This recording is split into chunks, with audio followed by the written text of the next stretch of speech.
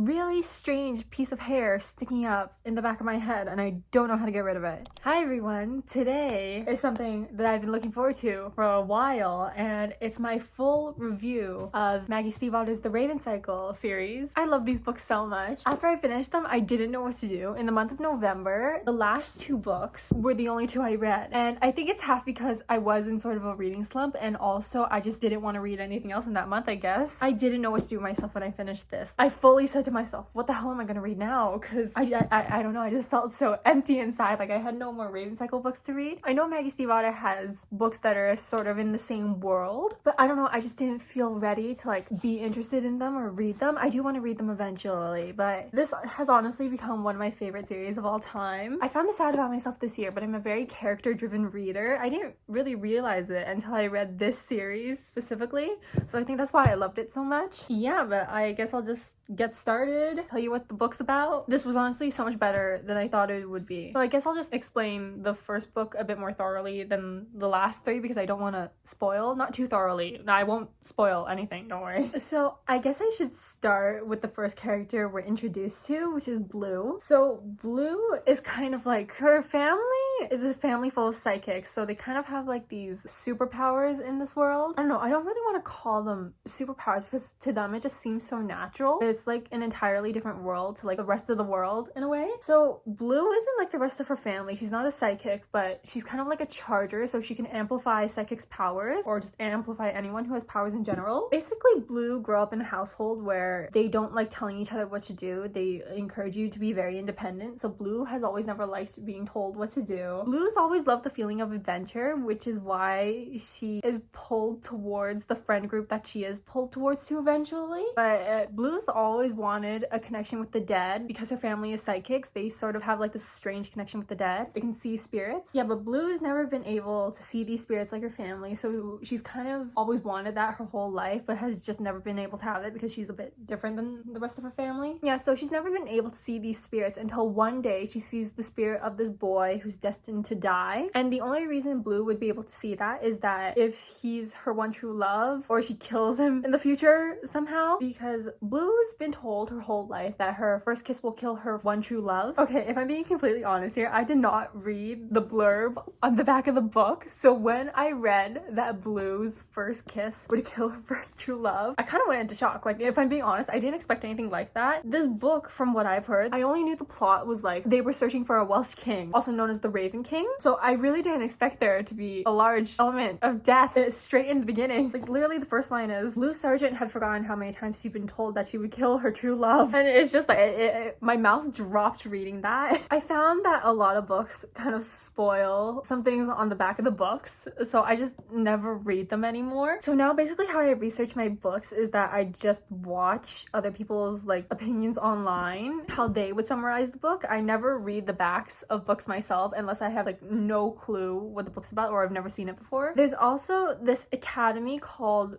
Aglionby Academy. I'm not sure if that's how you pronounce it, but that's how I pronounce it in my head. The students known at this like private school academy are known as the Raven Boys, like the title of the book. Yeah, so basically Aglionby is for the rich and elite and those who are smart enough to get in. But even if there's people who are smart enough to get in, they also have to work like multiple jobs if they don't come from like these rich families, because it's very expensive just to stay in that school. So 3 of the 5 main characters are from Aglionby. Oh, I guess 4 of them. First off, we have Gansey, a boy who is on a mission to find a Welsh king, or the Raven King. He's from like a very, very rich and elite family. I believe his family is like very involved in like politics and stuff. I don't know, I didn't really pay attention to that part. Gansey and like Blue also loves adventure. He's basically that boy who finds things that no one else can find, and he loves that feeling of finding and discovering the unknown. Second guy we have from Aglionby is Adam, a poor off student who got into the academy with sheer will and determination because he wants to be a part of that life, but also in the back of his mind there's some part of him that's also jealous. He doesn't like it when people help him and likes accomplishing things himself. He doesn't like it when other people save him. His home situation is kind of difficult because he lives in a very emotionally and physically abusive environment. In shorter words, his parents suck. Gansey and Adam's relationship was an interesting dynamic in this story because Gansey, in the back of his mind, he always tried to be careful with Adam because obviously Gansey comes from like this very privileged background and Adam doesn't. different. So Gansey had never met someone like Adam before until Adam went to the school, obviously. So he didn't really know how much his words affected him until Adam got very, very angry. Yeah, so it's not that Gansey doesn't know how to speak. He's probably like the best speaker out of the entire group. It's just that he always tried to be careful with his words around Adam. At the same time, I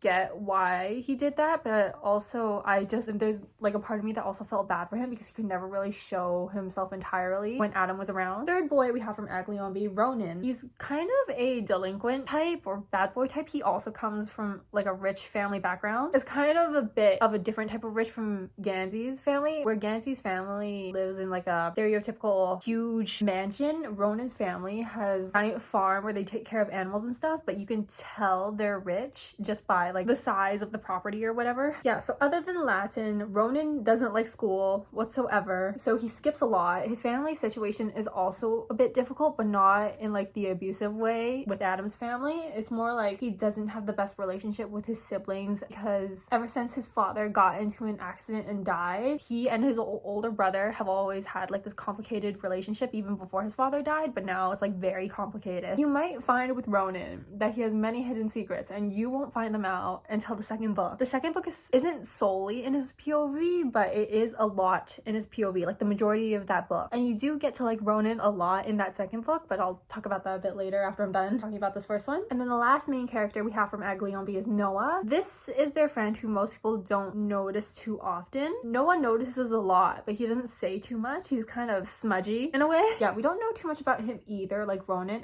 and his personality is a lot calmer than his other friends. He becomes really good friends with Blue later, which I found so cute. I like their friendship a lot. I really didn't know what to expect out of this first book, obviously. One, because I didn't read the blurb on the back, and two, I wasn't entirely sure if I would like the series, if I'm being honest. I bought the entire series at a thrift store, so if I didn't like it, at least it was cheap. I honestly fell in love with the series so much. This friend group is very tight-knit. I don't want to say they're like family because I feel like family isn't a strong enough word to describe what they have. In this first book, Blue meets the Raven Boys, and she's always had like this policy where she likes to avoid Raven Boys. The Raven Boys have been kind of like, people know them as like obnoxious, elite, rich kids. Some of them aren't very good, but then there's like the rare ones, like this friend group who treat people normally. So when Blue meets the guys, they just instantly have a connection. You kind of need like a rite of passage to be in this friend group. Like this friend group is almost untouchable. Like the four guys at first, they're like basically untouchable. I wouldn't say they're popular, but I don't know, when someone comes along and it's the right fit, you just know. And it happens very rarely in the series, but it does happen, like with Blue. It's just like a sense of relief because it's like a missing puzzle piece that you didn't know you needed, but when you do find it, you just instantly click. I want to be friends with them so badly, but at the same time, I just want them to remain the way they are. I wish characters like this were real in real life, but sadly, they only exist in books. Oh, one more thing. There is this place called Cabess Water where it's like just a place with a lot of energy. It's kind of like a forest, and basically whatever you wish or even think, it'll just appear. Again, I didn't expect that either, if I'm being honest. I didn't know how much of a magical element these books held. I thought it was going to be more magical realism. Maggie Stiefvater does a really good job of kind of separating their world from like other people's worlds, because their world just seems so abnormal or something, I guess, because they live in the same world as other people, but then once they discover all this magic, it's just like you can never go back to daily life. And I think Maggie Stiefvater does a good job of writing that in the Raven Boys, or just the Raven cycle in general. These are very character driven books, if you couldn't catch on to what I was saying earlier. So Maggie Stiefvater does a really good job of writing characters that you fall in love with. I loved every single one of them. I did find Ronan to be a bit of a jerk in the beginning, so I didn't really like him too much until the second book, but I think that's also why I like the second book so much, because it made me fall in love with Ronan. I guess I'll go on to the second book now. Dream Thieves. Most of this book, again, is told in Ronan's POV, and in the beginning, he's not very warm towards Blue. Ronan is kind of, he doesn't really like outsiders too much. When Adam came into the picture at first, we don't read about that, but it's kind of like mentioned that Ronan was jealous of Adam and Gansey's relationship. He didn't like someone else having Gansey, but we really see in this book how much Ronan cares for his friends. It's kind of unexpected in a way, because you don't really expect this out of him, but at the same time, he's known these boys for so long, so in a way, it's not that surprising. Yeah, I began to like Ronan so much more in this book, and we know about his tragic past and everything, and you do get why he is the way he is in the first book, but at the same time, he was was kind of a jerk, so I didn't like him too much in the first book. I understood why he was the way he was, but he wasn't my favorite. In the Raven cycle, you see Adam change so much. It's kind of like this inner growth where he was, I wouldn't say denial, but I wouldn't know how else to describe it. He's very stubborn, I'll say that. So you can kind of see from the first book how much Adam changes in this one, or not. It's not a complete change in this one quite yet, but you do see it over the course of the Raven cycle. We learn more about Kibest Water, the magical forest, in this book as well, and a bit more of what it really is. We also get to see more of Ronan's past life. I did say before, Ronan has a lot of secrets that we don't really uncover until the second book. The villain in this book, specifically the second book, gets a lot more involved in their lives than you'd expect. And we also get to see a bit more of like side characters. There's this one kid, very annoying kid named Kavinsky, who we get to see a lot more in this book. He's kind of like the school bully in a way, or at least he's portrayed like that in the beginning. Kavinsky is annoying, yet he's also weirdly helpful in this book, and I'm not gonna say too much else. And oh my god, I can't believe I forgot this. This series has one of the best romantic subplots I've ever read. Like in the first book, you don't know who Blue's main love interest is. You're kind of just like, I have a feeling it's this guy, but is Maggie Stiefvater gonna like pull something on us and make it this guy? Yeah, so in the second book, you find out who Blue's main love interest is. Like you're not entirely sure until maybe halfway in the book, and that's honestly what I loved about this series. I like fantasy with romantic subplots. I read romantasy, but I prefer it to be a subplot, otherwise I'm not gonna be as absorbed. I finished this series like maybe a week ago, but I still go back to read those little romantic moments between Blue and her main love interest. It's so entertaining. It's like that. It's kind of like a relationship where they have to keep it hidden. It's not like one side is like, oh, can we keep our relationship hidden because blah blah blah. It's like a mutual agreement. Okay, third book is Blue Lily, Lily Blue. So it's back to regular point of views in this book. It's not just Ronan. Not that the second book was just Ronan, but the majority of it was Ronan. If I'm being honest, I can't really remember where Noah's main arc really began. It was either the second or the third book. But in the third book, I know we do see a lot happen to Noah. A lot of gut-punching things happen in this third book. It's probably the most intense out of all 4 books, but that's also the reason it's probably my favorite out of all the 4 books. You know that feeling where a book kind of gives you like an adrenaline rush in a panicky way? That was this book. There is a lot more romance in this book, which I was happy about, honestly, because it's been developing nicely over the course of the first 2 books. There's a certain couple we may or may not have expected to become a thing that is hinted more heavily in this book, and we meet one of my favorite characters in this book. He's not completely significant in this book just yet, but he gets more involved in the last one. Oh my god, there's this annoying villain in this book. I'm not gonna say who because it's kind of a spoiler, but they are so annoying. Like, I cannot tell you how much this person aggravated me. Like, you don't really expect them to become the main villain until the end. I kind of just imagine them with this high-pitched voice because they just get in the way of so much, and they're so annoying. Oh my god. And you can also see the improvement in Ronan and Blue's friendship in this book. Ronan helps Blue in ways you'd never have expected him to in the first book, and also you kind of realize in this book, Yancy always liked finding what others couldn't find, but the Raven King to him is a bit different than other things. He liked the sense of discovery every time they found something. He liked the adventure, but he didn't want the adventure to end when it came to the Raven King. I get that feeling, honestly. I connected with that so much. It's kind of like, I know it's completely different, like a magical adventure and everything, but like high school and stuff, you don't want it to end, right? So I kind of understood how he felt. I connected to him in that way too. Yeah, so when they start finding some things, it just comes crashing down on Gansey. Like, this is it. It's gonna end soon. And it's also like they're doing this during high school and stuff. Like, they probably won't get another big adventure until way later because some of them are going to be graduating and some of them aren't. And people like Blue and Gansey have always liked adventure, but Blue has always wanted to get out of there because she believes she's meant for something bigger, but she also doesn't want to leave her family. So as we like near graduation sort of, or like the end of their high school lives, I connected with them a lot because it does feel sad when things end. But anyways, I just want to keep talking about how absolutely heart-wrenching this third book is. When I tell you it's the most intense intense. It's the most intense, or at least it's the most intense it's gotten between like the first 3 books you've read. You kind of begin to realize some things are real when everyone seems invincible. Life just comes crashing down on you, or like not life, but just some things you don't want to happen start to happen, and it's so sad. Okay, and then the final book we have is The Raven King. I heavily avoided this book. I didn't want to finish.